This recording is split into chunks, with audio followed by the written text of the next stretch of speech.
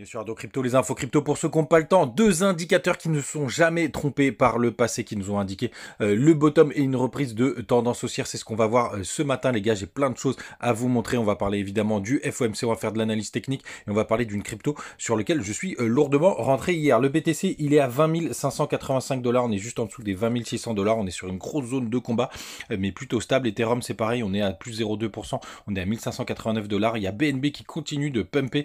On est à plus 6%. Il était dans mon top crypto. Je suis assez content, même si je considère toujours que j'ai pas assez rechargé. Il y a Crypto Clébar qui pousse encore 26% ce matin. Je crois que le top qu'on a atteint, c'est 0,15. Donc vraiment très très chaud. La news d'Elon Musk fait encore son effet. On a ADA qui pousse un joli 3%. Shiba qui essaye de rattraper son Crypto Clébar, mais qui n'y arrive pas. On est à plus 9%. Avax plus 4%.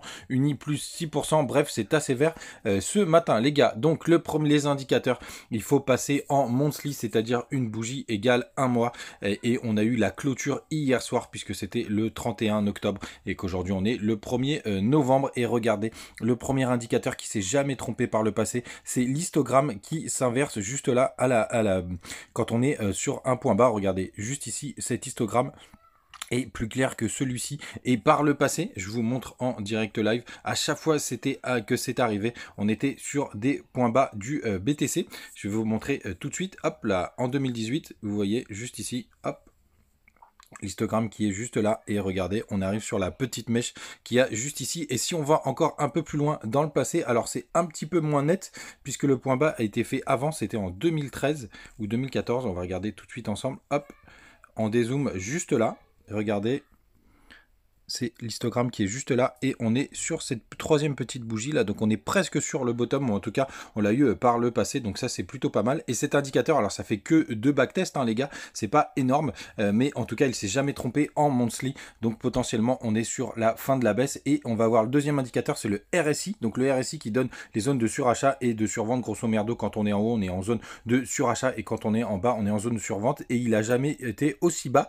Et donc quand on a des points comme ça ultra bas sur le RSI, ça tombe à peu près comme les histogrammes, et donc on est potentiellement sur des points bas de marché, les gars. Évidemment, ça reste des indicateurs, ils ne sont pas toujours fiables à 100%, mais pour l'instant, ceux-là, ils n'ont jamais fait d'erreur, et ça fait plaisir. On passe tout de suite sur le daily, tout simplement pour voir ce qui s'y passe. Hop, on est sur le daily, on voit cette petite contraction qu'on a juste ici, ça pourrait nous faire un joli drapeau. On va passer sur le système Ishimoku pour voir ce qui s'y passe, et pour le coup, là, vraiment, on est sur une zone assez importante, Vous voyez, il y a le gros support du haut du nuage qui est ici, vers les 20 400 $.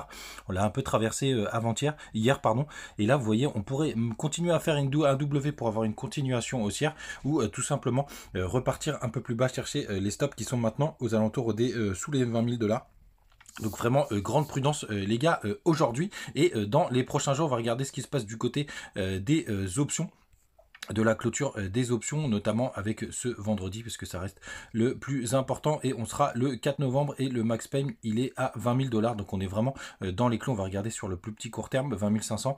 Bref, on est vraiment là où on doit être, pour le coup. Ça devrait être assez stable. Cependant les gars, il y a un truc très important qui arrive, c'est le FOMC ce mercredi.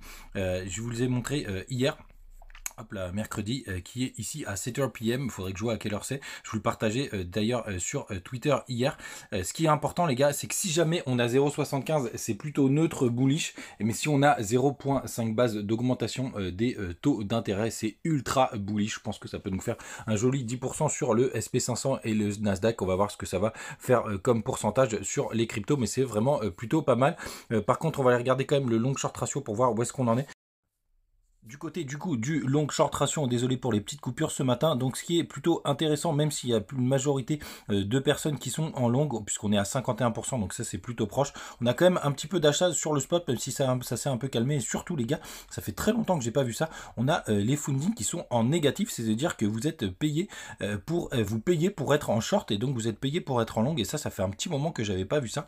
On va voir ce que ça va donner sur le cours. Du côté de l'inflation, donc hier on a fini à 7,59, on entame un nouveau mois. On va voir ce que ça va donner avec les comparaisons justement du CPI qui ont le 10 novembre. C'est vraiment très intéressant. Sinon hier je vous partageais notamment sur TikTok justement que j'étais en rentrée sur une nouvelle crypto qui était le Zilliqa, qui est une crypto en plus que j'aime beaucoup. J'avais fait pas mal de performances sur le dernier bull run.